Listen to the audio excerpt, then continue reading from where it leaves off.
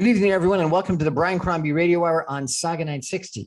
I want to introduce you tonight to a gentleman I've interviewed before who I think is doing some really interesting work. And he's doing this really, I think, primarily for the fun of it. What he's doing is he's digitizing the skyline of Toronto. And he does a fascinating visualization of the Toronto buildings, both historic, present, and even in the ones in the future. Both approved and just proposed, and he does that by way of going to City of Toronto architectural plans and planning submissions, and then recreates, I guess, the buildings. And he'll tell us a little bit more about that. It's fascinating.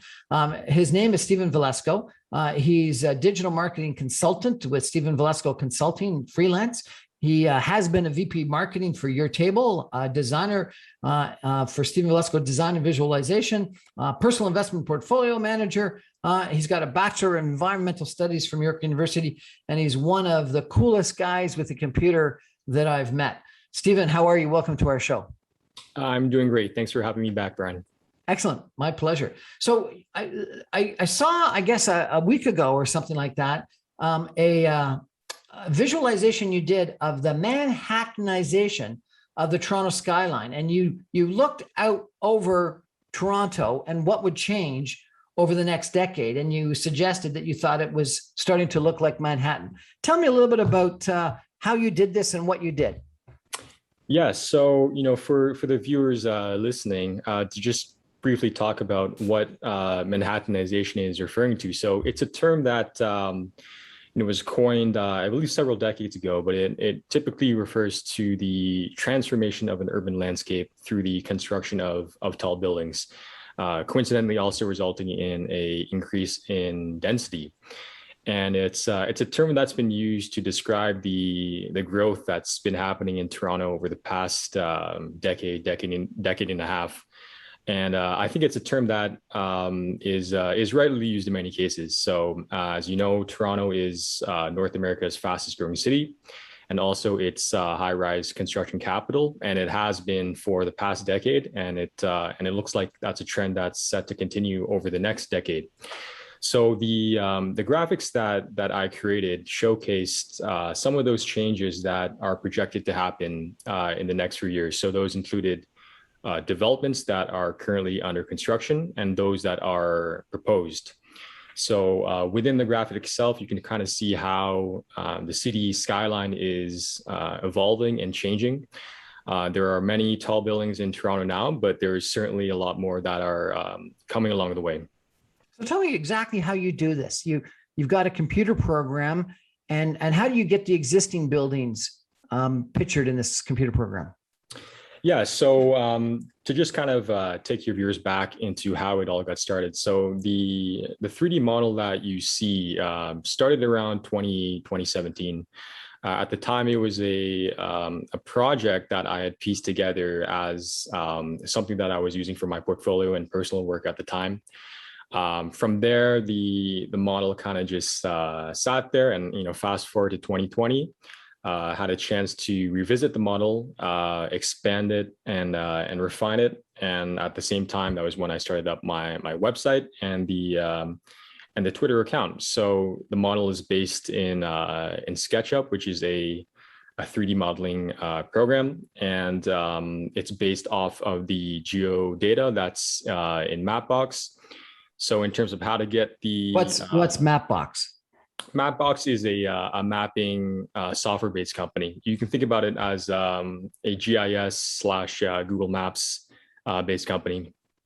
Okay, and you say that geo data comes from there. So is that what the size and description of buildings? Yeah. So actually, that's more so for the location of the buildings in the city. The data for the building itself, I had to reference from other databases that are online. So once I had that data and was able to model those existing buildings, from there I was able to source the development applications that project developers submit to the city whenever they want to propose a project. Take those 2D drawings and convert them into 3D models.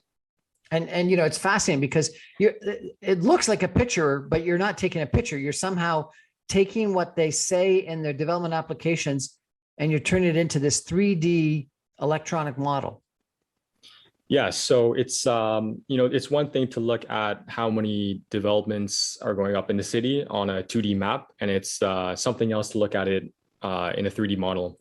So just looking at the developments in that way really gives you a sense of not only where these buildings are located, but how tall they are, how slender they are. So it really does paint an impressive picture on how much development is happening in Toronto. If people want to check out the pictures of the change in the Manhattanization of Toronto, what's the website they go to check you out? Yeah, you can visit my website at stevenvelasco.com or check out my Twitter at FutureModelTO. We're going to take a break for some messages and come back more with Steven Velasco and talk a little bit about the Manhattanization of Toronto, where it's happening, how it's happening, and how he depicts it. Stay with us, everybody.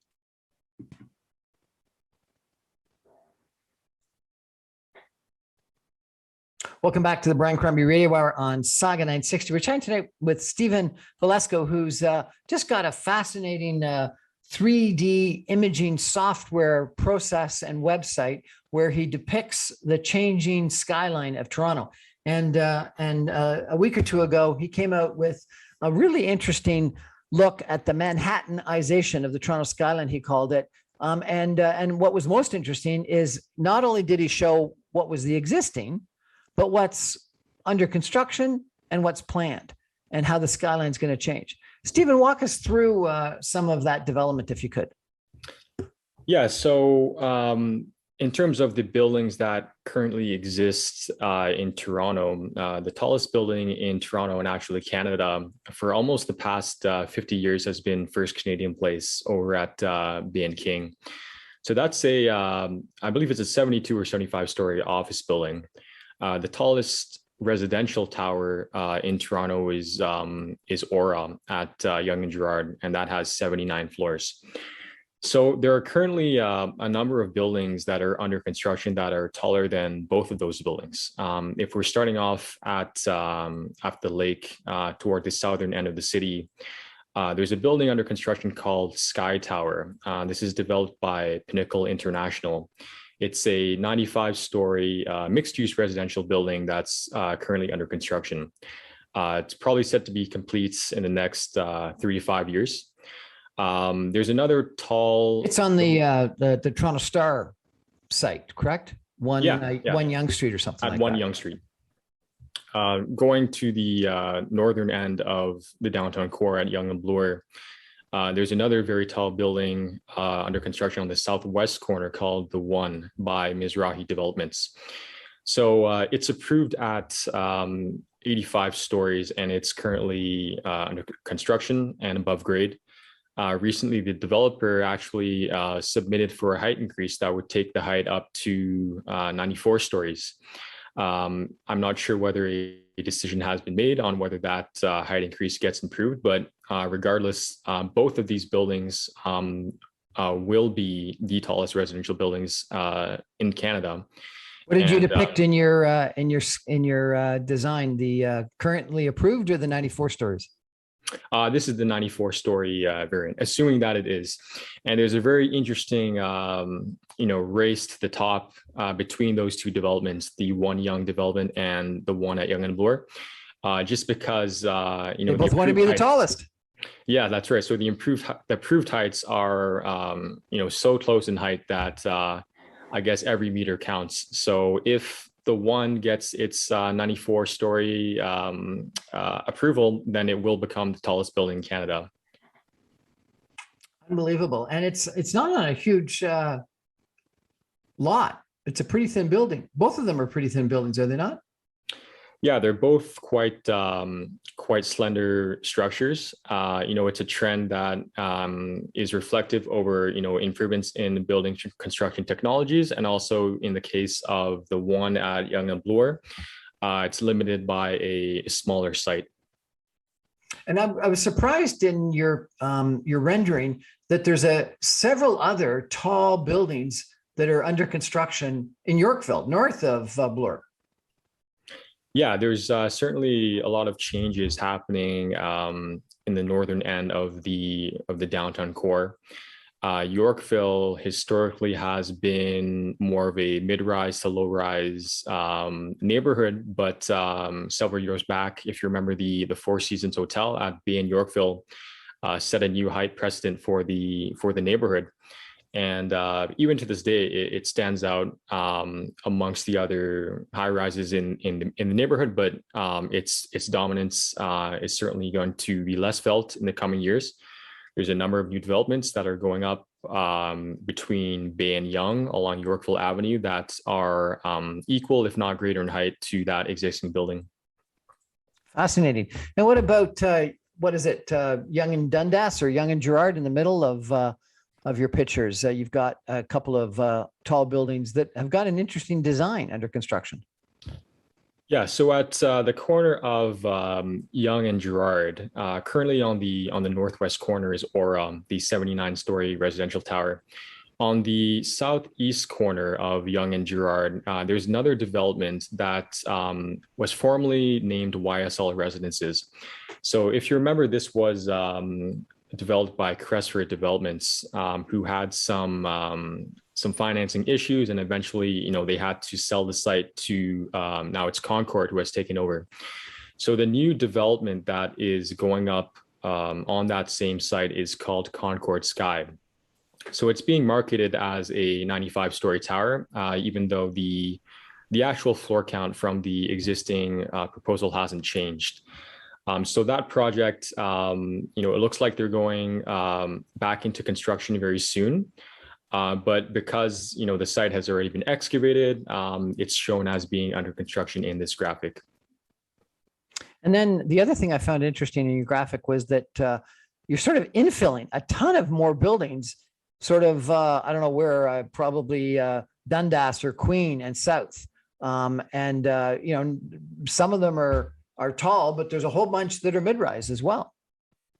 Mm-hmm. Yeah, so the developments that you see that are proposed are actually all depicted as they are submitted in the development application. So you can certainly see there is a lot of infill development, and there is also a number of high rises and also mid rises that are included in the bunch. You can certainly see that there are taller buildings being added to some notable areas. So those include Yonge and Bloor, Yonge and Gerrard, along the eastern waterfront, as well as in the entertainment district.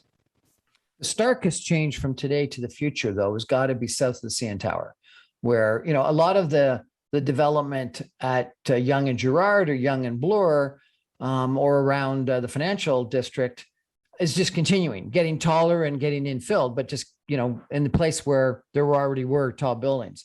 But south of and you haven't shown us the past, and it would be interesting compared to like 10 years ago or 20 years ago. There wasn't anything south of, other than maybe the Harbor Castle Weston. There wasn't anything south of Union Station, and now what you're depicting is a ton of development south of Union Station. Yeah, well, if you remember the area surrounding the Scotiabank Arena, formerly Air Canada Centre, and how that used to be just surface parking lots. And between the period of 2010 and 2020, that area became what we call high-rise buildings had gone up in that area that completely transformed the look and feel of the neighborhood. And so that was development that was happening west of Yonge Street. So what we're going to be seeing in the next decade is that development shifting east of Yonge. And so those are where you see these developments like the Sky Tower One Yonge complex, and there's also another large development called Sugar Wharf. And these developments are even taller than the ones that were going up in South Core. So this is certainly a trend that we're going to see continued over the next decade. So this Manhattanization depiction you did that looks westward is interesting, but you've also done other ones that you look northward from the lake, and you really in those depictions do see the dramatic movement in the last while to the west, but then coming now in the future to the east. Yeah, so looking at the the development on a 3D model like this, you can see how there are certain neighborhoods that are experiencing more growth than others. Looking at along the north-south axis, certainly a lot of development closely follows Yonge Street and the Line 1 subway.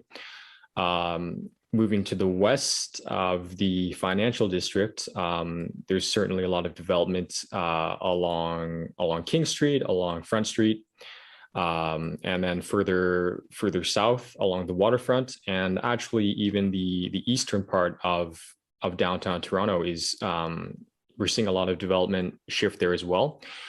Some of that could be in anticipation of the future Ontario line that will have a number of stops, transit stops in those neighborhoods. So looking at the city as a whole, it's quite clear that there's a lot of density coming, a lot more tall buildings being added in addition to what's already there. But it's interesting that what you're showing in the proposed is that there's a fair amount of tall buildings south of the Gardiner Expressway, east of downtown, and along the lakefront. So gorgeous views. And west of downtown, most of it is actually north of the railway tracks in the King West sort of entertainment district. So it's not down near the waterfront nearly as much. Yeah, I would say the majority of that development westwards along the lake was completed between 2000 and 2010. So there's less there's less land that is up for development in those neighborhoods. And the reason why you're seeing more of that development shift eastwards along the lake is because a lot of that surface parking lot is being transformed into high-rise zone sites. I guess the other thing that's interesting to me, at least, is that based on what you're showing, and I think you show that new big CIBC building just south of Brookfield Place, but other than that, there's not a lot of development in the financial district of office towers. So most of what you're seeing is, I guess, like 90% of what you're showing being built is residential, not office. And the only two that I can recognize is the CIBC building and maybe another Bay Adelaide tower. Yeah, so historically speaking, the majority of tall buildings or the tallest buildings in the downtown core have been in that financial district area. More recently, because there's been a demand for newer office space, some of these large towers are being built outside of the formal boundaries of the financial district. So we can see office towers going up in South Core. So that includes CIBC Square. And there are also a number of new office towers proposed actually west of the financial district along Front Street. So those include 160 Front. There's another proposal for Union Center at Front and Simcoe.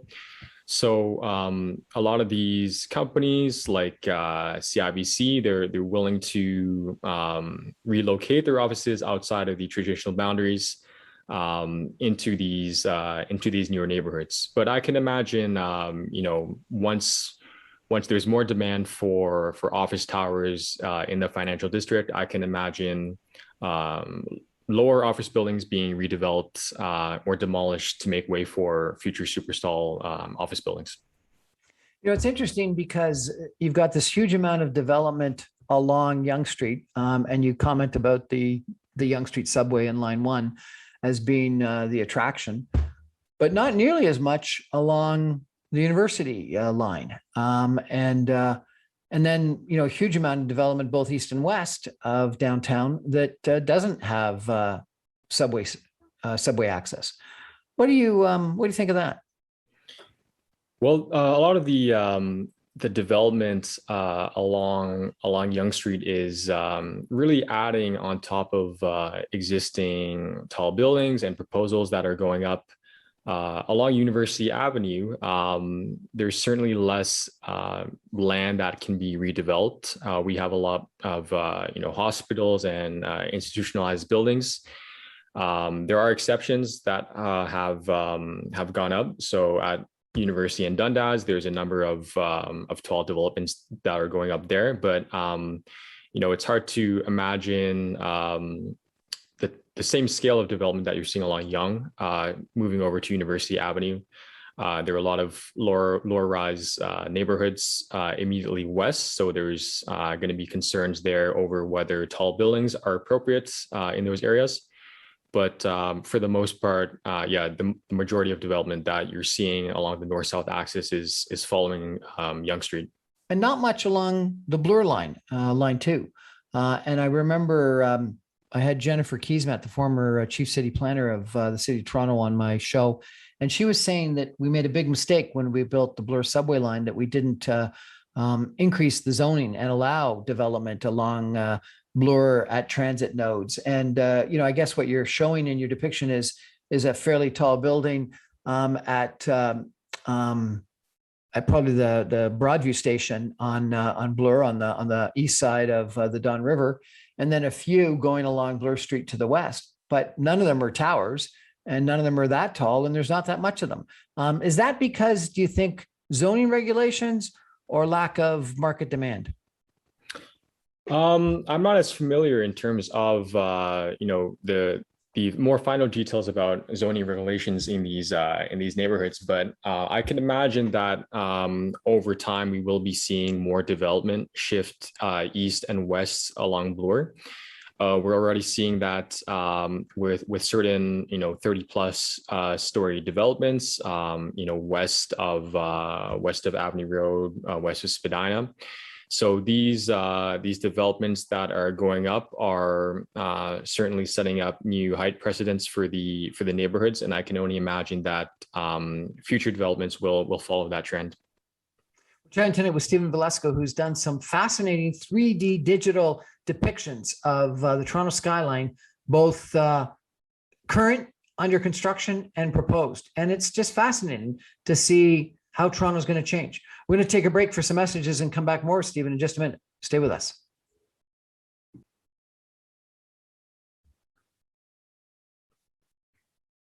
Welcome back to the Brian Crombie Radio Hour on Saga 960. We're chatting tonight with Stephen Velaso, who is just a fascinating young man who's done digital depictions of the skyline of Toronto, development that's occurring in Toronto over time. And he's done it both what's existing and from City of Toronto development applications, what's under construction and what's proposed, so we can show what's happening. And we've been focusing, Stephen, on downtown, but you've also done this in other areas of Toronto. Is that not correct?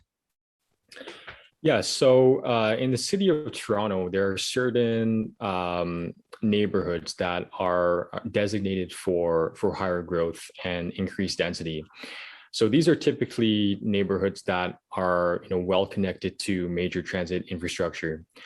So if you notice along Yonge Street, north of the downtown core, there are a number of pockets where you shift over from mid-rise and low-rise to more high-rise communities. So taking a look at Midtown in Toronto, everybody knows that Yonge and Eglinton is sort of a major urban center that's immediately north of the downtown core, and we can see that there's a lot of new developments that are being proposed and are currently under construction in this neighborhood. Part of which is in anticipation for the opening of the Eglinton Crosstown LRT. Right. But we can also see that some of that development has actually shifted south toward Davisville Avenue and also Yonge and St. Clair.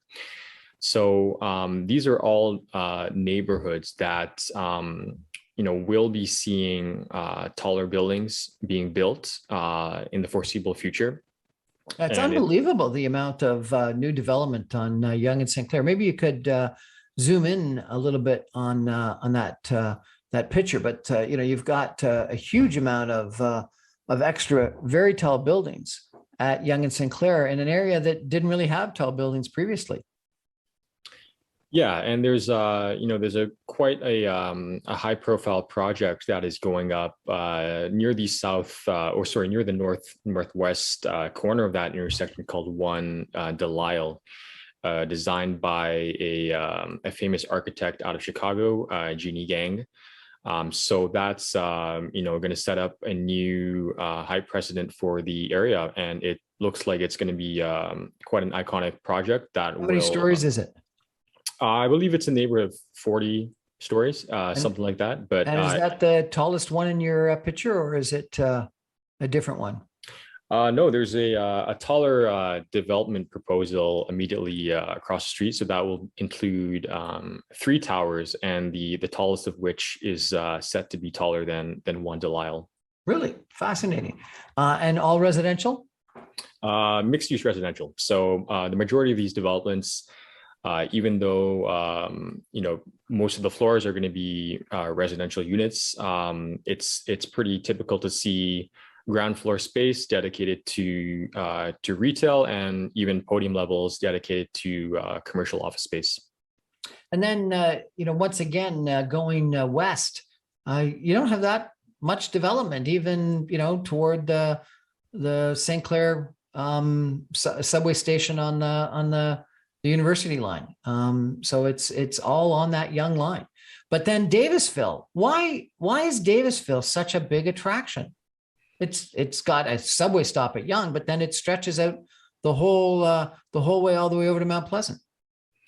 Well, I think part of that reason is because space is a little bit more constrained toward Davisville Avenue. You have the cemetery immediately to the south. So that already limits, in terms of buildable areas and buildable sites that you can acquire. And also, as it sits right now, I don't believe there are any high rises at Yonge and Davisville, and it's a major transit line. So it's an area that's been, I would say, underdeveloped for the past few decades, but that's certainly going to change. And Yonge and Eglinton looks like it's going to double or triple in population. Certainly looks that way, yeah. It's unbelievable how much development's taking place there. Yeah, at Yonge and Eglinton, I've got a better image somewhere else, but it's an area that is certainly going to transform even more so than it has in the past decade. There are tall buildings proposed not only on the main streets, so Yonge Street in Eglinton, but also on streets like Broadway and Roehampton. These are all going to completely change the look and feel of the neighborhood. It's incredible, unbelievable. And what about North York, north of the 401? Yeah, so historically, the majority of development in what we call North York Center has been concentrated along Yonge Street between Shepherd Avenue and Finch Avenue. But there is a lot of development that is under construction and proposed that is going to extend that density north from Finch Avenue. So much of that is also in anticipation of the Yonge Street Line 1 extension that will take that subway line north past Steeles Avenue. So a lot of the developments that you see now are being built ahead of that construction. Unbelievable. And it's interesting because a block or two off of Yonge Street, there's no development. It's really all very concentrated right on Yonge Street, which says how attractive the transit is to people that are in high density housing. Yeah, and it's certainly, if you look at the other images as well, it's certainly not uncommon to see areas where you have a high concentration of density and tall buildings immediately next to single-story detached housing. So it really paints a unique picture about how zoning looks like in the city. What have you got? Do you have anything for Vaughan, the big developments in Vaughan? Nothing for Vaughan yet, but Mississauga? nothing for Mississauga yet either. But you've got Etobicoke. I do have Etobicoke. Because So that area, I got to tell you, about 20 years ago, I was a consultant for hotels, and the Humber Bay area were all a bunch of single and two-story strip hotels and motels. And at that time, I was hired to do a whole bunch of feasibility studies to try to turn them into condos. And people said, because all that was there was the Palace Pier, and people said, no, this is never going to develop. And what you're showing is that it's developed unbelievably. yeah, times have changed. Yeah, for the longest time, Palace Pier were the two tallest buildings in the neighborhood. Those have been surpassed, and there are even taller buildings coming. Can you zoom in on that?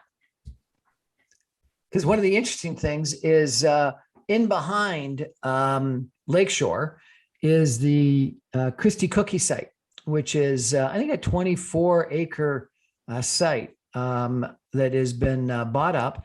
And they're projecting a huge amount of development there, but I guess it's not extended to the degree that you can actually put it in yet. But if you actually put in what they're proposing on that site, it would be incredible. Yeah, so that is certainly a more long-term project that will take time, but it is a master plan community with extremely tall buildings. I believe some are 60, 70 floors. So this is the largest, quite possibly the largest tall development outside of the downtown core, and it's going to be definitely one to watch for. When do you think that's all going to happen? It looks like it'll happen in phases. I don't anticipate every tower being complete by the end of the decade, but I can imagine in the next 5 years, at least one of those development phases will begin construction. Now, one of the things that has been proposed there is the construction of another GO station for that area, which logically makes sense when you take a look at your picture of all the development that's happening, that has happened, and that is going to be happening in the future. Yeah, it's an area that's certainly attractive for not only the lake views, but its transit connectivity. Unbelievable. What else have you mapped out? Yeah, so there's another area in the city that where a number of high rises are being proposed. So that's the area that we call the Golden Mile in Scarborough. So this is along Eglinton Avenue East, around Warden Avenue in Scarborough. So this is an area that's currently populated by either industrial or strip malls, and it's going to be transformed over the next decade with high-rise residential and mixed-use residential developments. Again, this is Stephen, that's an amazing amount of development. Yeah, and it's I would attribute a lot of it to the Eglinton Crosstown LRT, which is about to open. So that will add increased connectivity to the area, and with it comes this high density development. But just looking at this is like 20 or 30 buildings that you're adding. It's unbelievable. And what's the average height here? That they're not the 60 stories. These are all mid-rises? No, the majority of them are high rises. So it's not uncommon to see developments that are 30, 40, and even 50 stories. I think there's like 50 buildings here. Like it's unbelievable. Certainly a few dozen.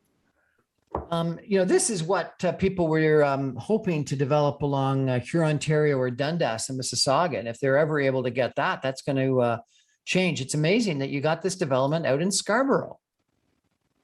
Yeah. Other than North York along Yonge Street, is there a comparable in Toronto for this kind of development that you're showing in the Scarborough Golden Mile?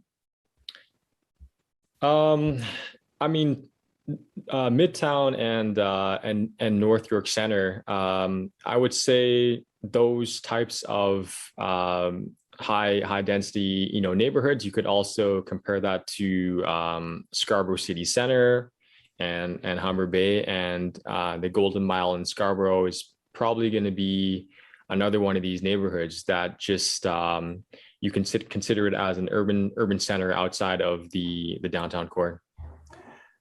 Stephen, the 3D visualizations that you're doing are really very interesting because they really give you a sense of the development in Toronto and how our skyline is going to change and how many people are going to be moving into Toronto and being housed in these buildings. And we're talking about, during the federal election, a housing crisis. This is going to be important to solving it. We're going to have to build these buildings and get people housed in these buildings if we're going to house all the immigrants and people that want to move to Toronto and work in Toronto and do it at any kind of affordable number. I hope you're right. I hope you're right that all this development takes place. It's astounding. Yeah, it certainly is. And it's not enough. As much as we're building now, as many cranes you see in the sky, we're not building as much housing as we were in decades prior. So whatever developments that you see proposed under construction, there's certainly a lot more that could be built. Where do you think some of the next areas are? We've talked about Mississauga here, Ontario, and Dundas. We've talked about Vaughan City Centre. What are some of the next time you come on my show and you're going to be talking about other things you've added, Scarborough Town Centre? What are the other ones that you're looking at? Well, in addition to Vaughan and Mississauga, I would actually say the development is going to be coming in these areas and future developments that will come after it. The way a lot of the growth in the city happens is through increased density. So there are certain areas in the city where high-rise buildings may not be deemed appropriate, and that's why you see many of these high-rise buildings concentrated in small areas. So if I were to make a prediction, I would say that if anything, the buildings in these neighborhoods will be getting taller and there will be more of them. So Markham is trying to build a little bit of a downtown at a GO train station that's just south of Unionville. That'll be one. You've got I guess Brampton wants to do something around the Brampton GO as well. This Humber Bay Shores area that you've seen develop is kind of unique in that it really has developed on the waterfront and it didn't have any transit. Is there an opportunity to do that anywhere else in the Toronto area? Can you see that in south of the Distillery District going out on the Portlands? Or there's two big developments in Mississauga. You've got the 175 acres of the Lakeview generating station that's being developed, and you've got the 75 acres at Mississauga Road and Lakeshore that's being developed. Are they going to be high-rise, do you know? Not as familiar with those particular areas, but I would say development east along Toronto's waterfront towards the Portlands. That's going to be another area to watch for. There's a number of tall buildings that are being proposed there that are going to give Humber Bay Shores a run for its money. Humber Bay Shores has got, it was like nothing other than Palace Pier 20 years ago. It's got to be like 50,000 people now. It's unbelievable the density that is existing and that you're showing is going to be developed. Unbelievable. We're chatting tonight with Stephen Velaso, who's developed these 3D digital depictions of what's happening with the skyline in Toronto and different parts of Toronto. We're going to take a break and come back with some concluding comments in just a minute. Stay with us.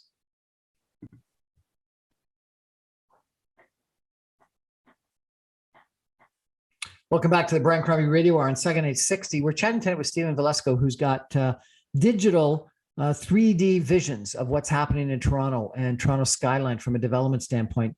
And Stephen, you've also got a depiction that color codes to show the difference between commercial development, residential development, and mixed use development. Is that correct? Yeah, so this image depicts the building types that are being proposed or under construction in the city. The purpose of it is to visualize just how much development in the city, high-rise development in the city, is dedicated to residential uses. So even the buildings that I would consider to be mixed use, they also, for the most part, contain residential units. So it really does show this shift in building type away from traditional tall high-rise office buildings into now high-rise residential buildings. So this is a trend that you don't see in many cities, at least from a historical perspective, but it really does showcase why these buildings are going up. It's because there is a demand for housing and for residential units. But it's interesting because downtown used to be office, and what you're showing is downtown is going to become residential. Yeah, and it's certainly unique for a city like Toronto. In a city like Miami, for example, of course, it's not uncommon for the majority of their tall buildings to be residential condos. But for a city like Toronto, which is a major financial city, it's quite a sight to see that the majority of its skyline is populated by residential buildings. Stephen, why do you do this? What's the benefit to you? How are you going to use everything you've done? Because it's fascinating. So one of the applications of these 3D models, especially in the context of Toronto, where the majority of tall developments are residential buildings, is for the real estate industry. So what some real estate agents and brokers have done is they've used these models to showcase new projects and developments in context to their clients. So with real estate marketing and pre-construction condominiums, a lot of the marketing material may be misleading or may not fully disclose what developments are being proposed around it. One of the main concerns for buyers, of course, is view obstruction. You want to know if your view is going to be blocked by another development in the coming years. And having these 3D models really does illustrate to prospective buyers and also to viewers, where these developments are located and what might be going up around them. So that's one of the applications for these models. I got to tell you, I think it's absolutely fascinating, and I think you've done a great service to Torontonians that are just interested in how their city is going to change. And so I thank you for that. Again, if people want to check out your images, how do they do that? You can visit my website at stephenvelasco.com or check me out on Twitter at FutureModelTO. Stephen Velasco, thank you so much for joining us. I really appreciate it. This has been absolutely fascinating. Thanks for having me, Brian. So that's our show for tonight. Thanks for joining us. I'm on every night on Saga 960 AM at 6 o'clock. You can stream me online at www.saga960am.ca. You can get all my podcasts and videocasts on briancrombie.com. And you can listen to my podcasts on Speakeasy and Audible and Apple. And you can get my videos on YouTube and Facebook and Instagram and LinkedIn. Thanks for joining us. Have a great evening. Stephen, you're awesome. Thank you.